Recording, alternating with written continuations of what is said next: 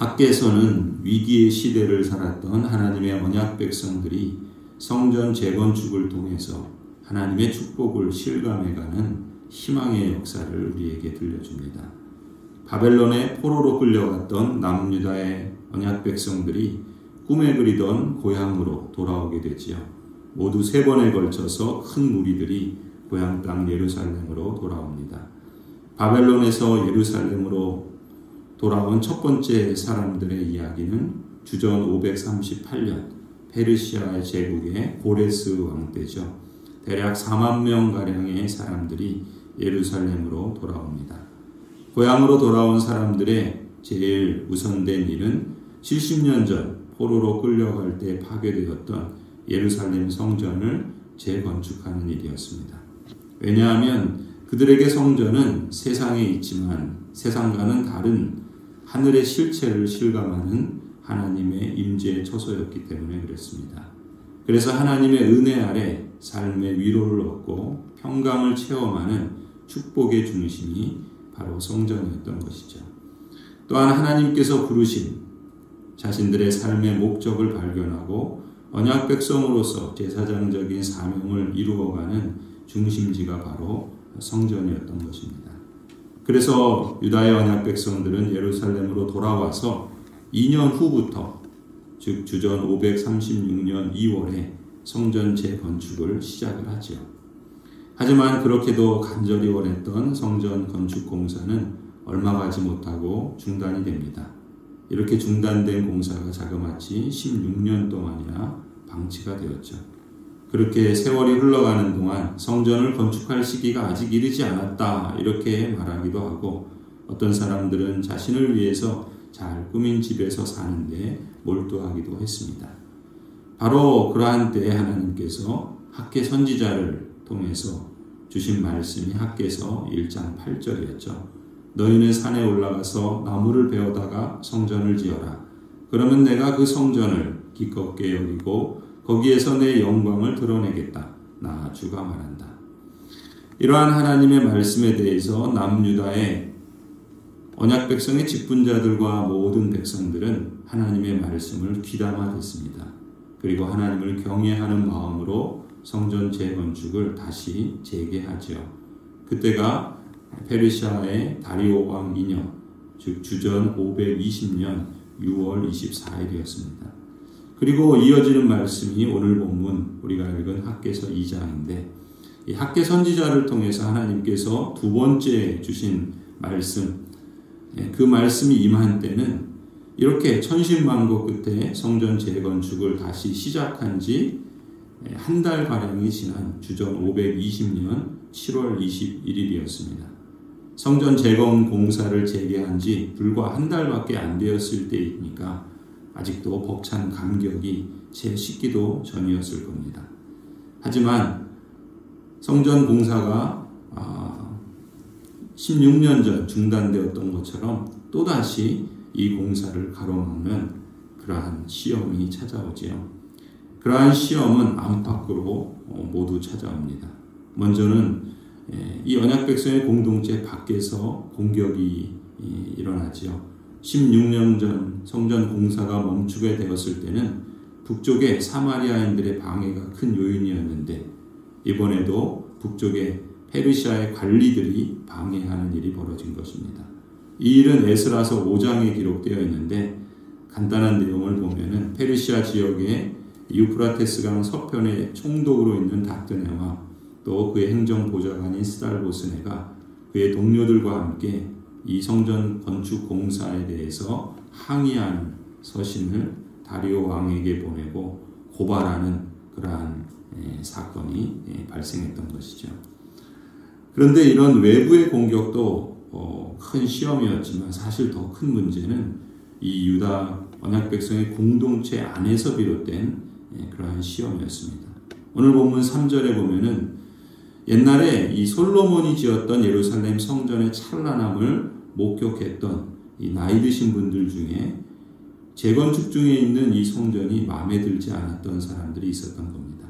3절에 그렇게 말하죠. 너희 남은 사람들 가운데 그 옛날 찬란하던 그 성전을 본 사람이 있느냐? 이제 이 성전이 너희에게 어떻게 보이느냐? 이것이 너희 눈에는 하찮게 보일 것이다. 전도서 7장에 보면 옛날이 오늘보다 나은 것이 어찌미냐 하지 말라라는 말씀이 있죠. 나이 드신 분들이 아기가 있어서 이런 말을 하신 것은 아니겠죠.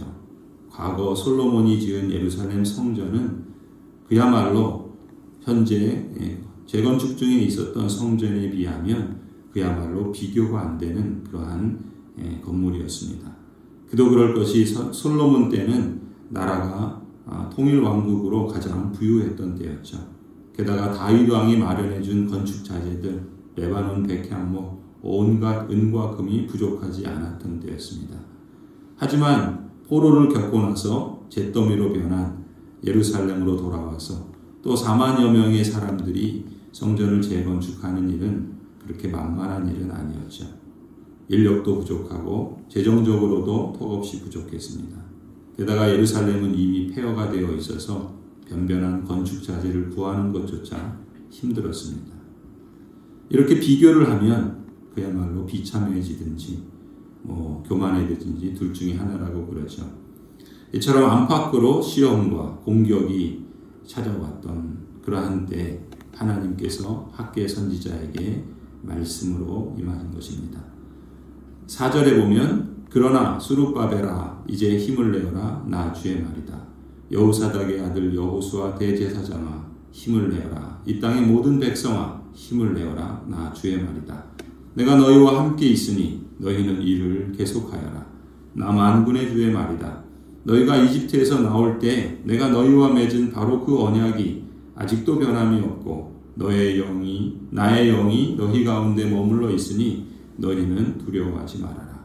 하나님께서 학개 선지자를 통해서 주신 두 번째 말씀이었습니다. 이 말씀을 우리도 귀 기울이고 또 우리가 마음에 새길 필요가 있겠죠. 안팎으로 들려오는 사람들의 말, 또 이런저런 시험과 공격, 이런 일들이 우리에게도 있을 수 있고 또 이러한 일들에 대해서 쉽게 마음이 동요될 수도 있는 그런 상황이죠. 그러나 그때 우리가 그러한 말이나 공격에 귀 기울이지 말아야 할 것입니다. 아무리 주변에서 이런 말로 저런 공격으로 또 시험으로 낙심케 하거나 포기하게 하는 일들이 있을 때 우리가 귀를 기울이고 주목해야 할 소리는 오직 하나, 4절의 말씀처럼 그러나 이렇게 시작되는 하나님의 말씀입니다. 그러나 나 주의 말이다. 내가 너희와 함께 있으니 그 언약이 아직도 변함이 없고 나의 영이 너희 가운데 머물러 있으니 너희는 두려워하지 말아라. 개인이든 가정이든 교회든 시험이 찾아올 때가 있습니다. 공격이 임할 때가 있지요. 그럴 때 우리가 최우선으로 주목하고 귀 기울여야 할 소리는 바로 그러나의 하나님이죠.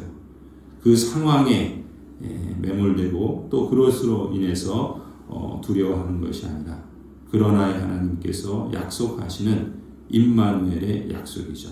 내가 너희와 함께하노라 하시는 말씀입니다. 이 말씀은 그저 하나님께서 쉽게 하시는 말씀이 아니죠. 말씀은 곧 하나님의 능력이죠.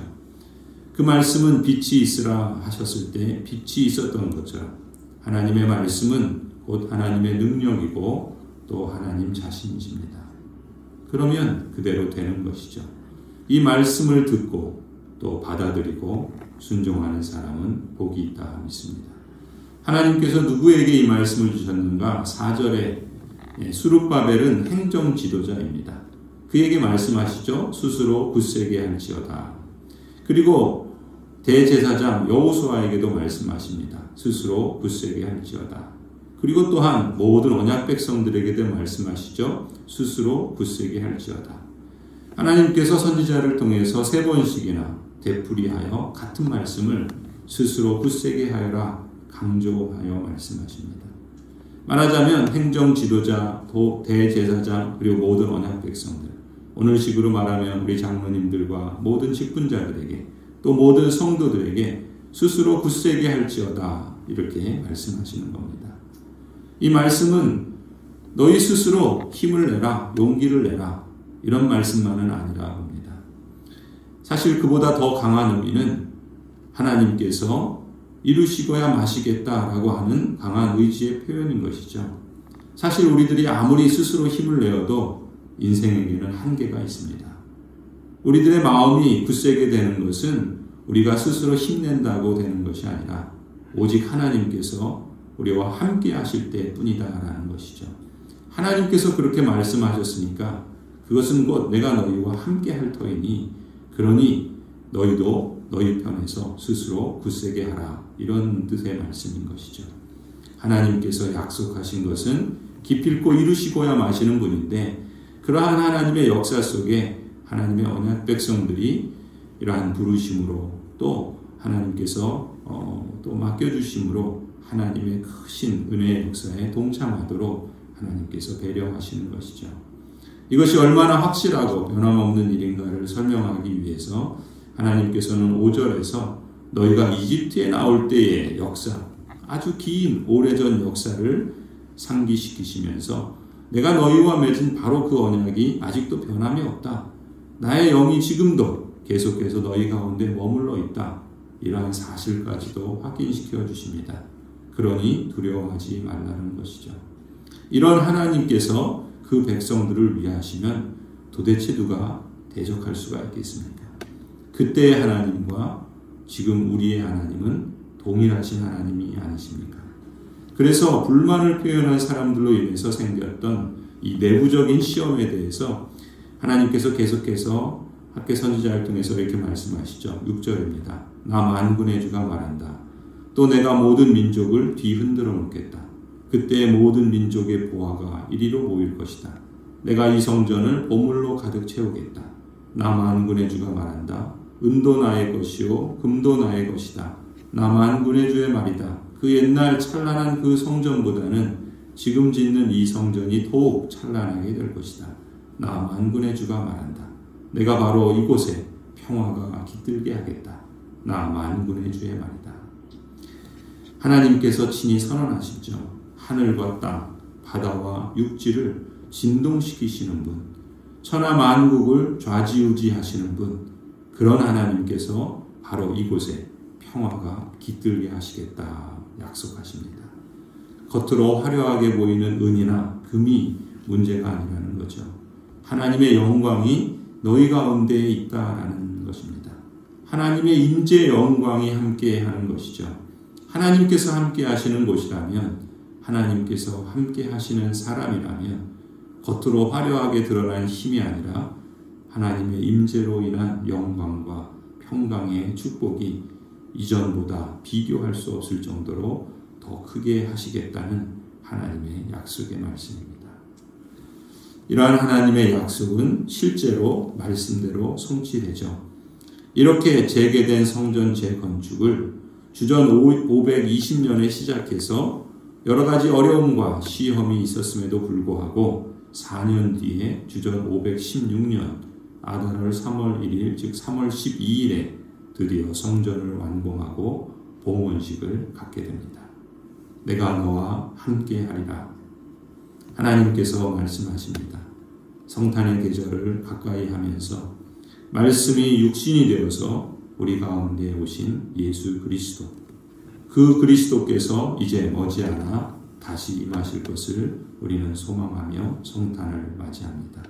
오늘 하나님께서 우리 교회에게도 주시는 이 말씀을 마음에 새기시기 바랍니다.